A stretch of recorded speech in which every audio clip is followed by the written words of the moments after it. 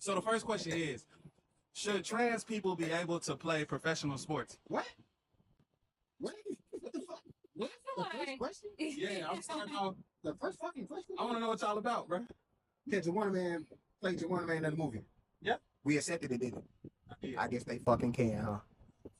I feel like not really, only because like genetically, I just feel like men are just built differently than women. So like if you was born a man trying to play sports as a woman, I just feel like that's unfair type shit. I feel like my mother always told me don't ever fight a man. Like mama always told me you and a man get into it, don't ever think you could buck up on him and go toe to toe with him, because men genetically were built stronger than women.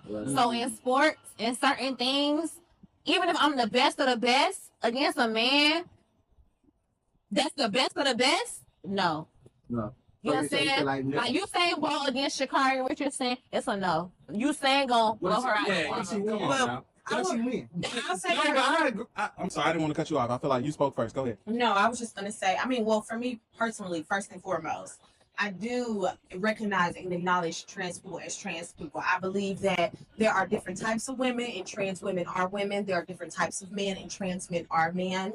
Now, I do believe that I think because we should be inclusive and have an inclusive space, I think that trans people should have their own category of sports so that they can be competitive with people who are comparable to themselves. I understand the argument also like, oh, well, you don't want to go against a man, but I also just understand the trans journey. I understand that depending on where you are, that person also has taken hormones against their natural. So if you were born a man but are expressing yourself as a trans woman, you've been taking a lot of times estrogen. You've been taking things that are breaking down a lot of the strengths that someone with. It's not necessarily a Juwanna Mann situation where you got a nigga who running down the street going to work 9 to 5 in a suit, and then he just jumping in a dress and swimming against, you know. And you know what?